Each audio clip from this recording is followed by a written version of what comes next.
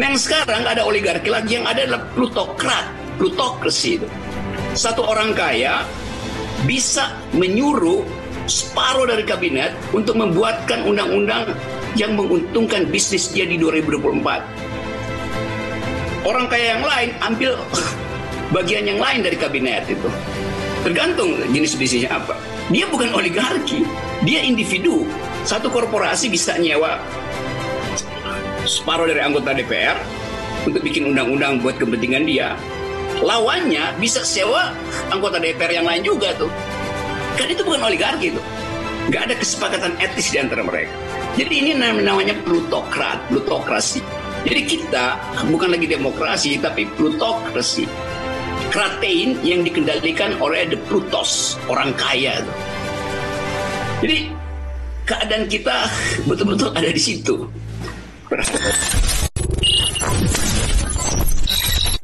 Oke, saya ikuti tadi paparan yang berupaya untuk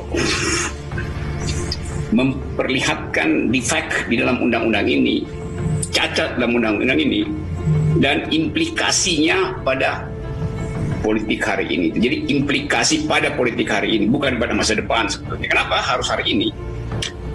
Karena seluruh dunia mengamati Indonesia dan tiba pada kesimpulan bahwa Indonesia sedang membunuh demokrasi, bukan sekedar lonceng kematian, sudah sedang membunuh. Jadi pembunuhan itu in the making, ongoing gitu. Ekonomis pakai ekonomis yang barusan terbit bahkan pakai kalimat bahwa Omnibus Law ini bukan sekedar merampingkan birokrasi, tapi sekaligus menghilangkan institusi itu, membunuh institusi. Kan kalau kita bayangkan dalam grammar politik dunia, orang pakai kalimat itu artinya penghinaan pada Indonesia. Merampingkan demokrasi, merampingkan birokrasi, itu isi undang-undang itu. Atau promosi dari Pak Jokowi adalah kita mau merampingkan birokrasi, karena itu perlu Omnibus Law. Karena itu 70 undang-undang harus dimuatkan di dalam sekian lembar, ribuan lembar undang-undang. Jadi mau merampingkan birokrasi. Tetapi sekaligus membabat institusi itu.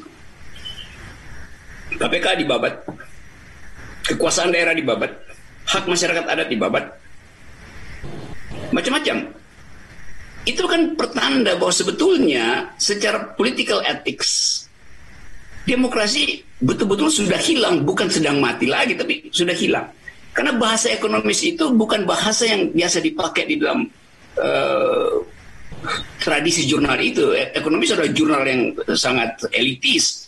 Bahkan kita nggak tahu siapa redakturnya, karena supaya tidak bias, redakturnya tidak disebutkan namanya. Tapi kita tahu majalah itu adalah ukuran tentang pikiran demokrasi dan ekonomi itu. Orang selalu acuh ke situ.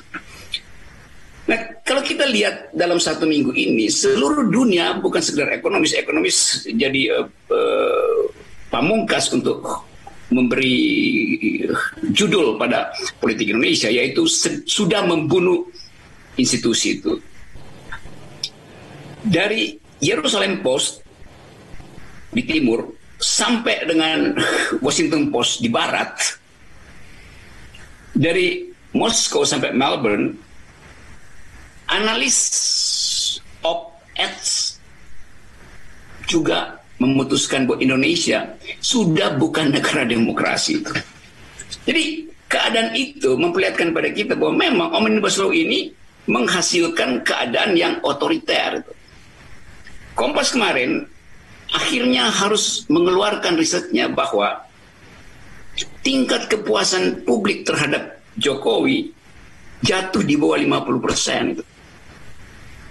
Kompas adalah koran konservatif, koran yang pro pemerintah, terpaksa mesti keluarin numbers, figures itu, bahwa legitimasi turun di bawah 50%. 2 bulan sebelumnya, atau bahkan sebulan sebelumnya, SMRC masih mengatakan bahwa tingkat kepuasan itu 60 sekian persen. Jadi bayangkan tiba-tiba drop itu. Nah kalau di dalam tradisi Eropa, dalam 1 tahun tingkat kepuasan turun di bawah 50%, itu presiden atau perdana menteri langsung mundur. Ini baru 1 tahun udah turun 50% kan? Itu kalau peradaban demokrasinya beradab gitu, kalau beradab. Secara etis dia menganggap tahun pertama saya udah tinggal cuma 50, di bawah 50%, maka dia mengundurkan diri itu. Itu hal yang biasa. Karena kita dilatih untuk menganggap bahwa kalau malam pertama pasangan kita tidak puas dalam perkawinan, maka perkawinan itu mesti batal, gagal. Gak usah lagi tunggu 5 tahun perkawinan itu. Jadi terlihat di situ bahwa memang pemerintahan Jokowi itu ya udah selesai sebetulnya, secara teoritis sudah selesai gitu. Kalau kita pasang parameter Eropa ini udah selesai. Tapi kenapa masih bertahan?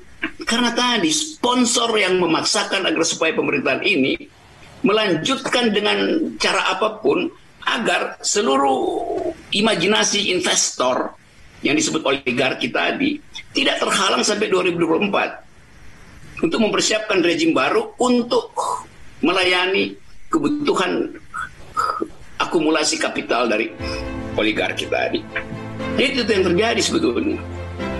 Tapi sebetulnya saya tidak setuju lagi dengan istilah oligarki, karena dalam oligarki masih ada etika itu.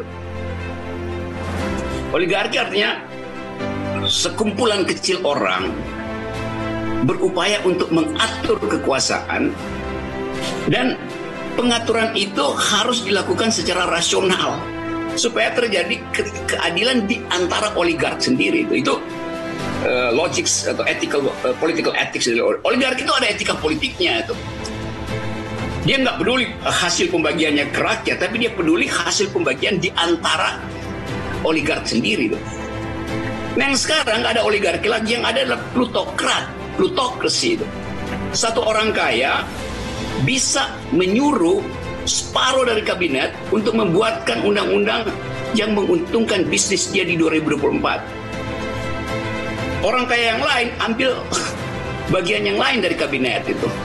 Tergantung jenis bisnisnya apa. Dia bukan oligarki, dia individu. Satu korporasi bisa nyewa separuh dari anggota DPR untuk bikin undang-undang buat kepentingan dia. Lawannya bisa sewa anggota DPR yang lain juga tuh. Kan itu bukan oligarki tuh. Nggak ada kesepakatan etis di antara mereka. Jadi ini namanya plutokrasi. Jadi kita bukan lagi demokrasi, tapi plutokrasi. Kratein yang dikendalikan oleh the Plutos, orang kaya tuh. Jadi keadaan kita betul-betul ada di situ per hari ini.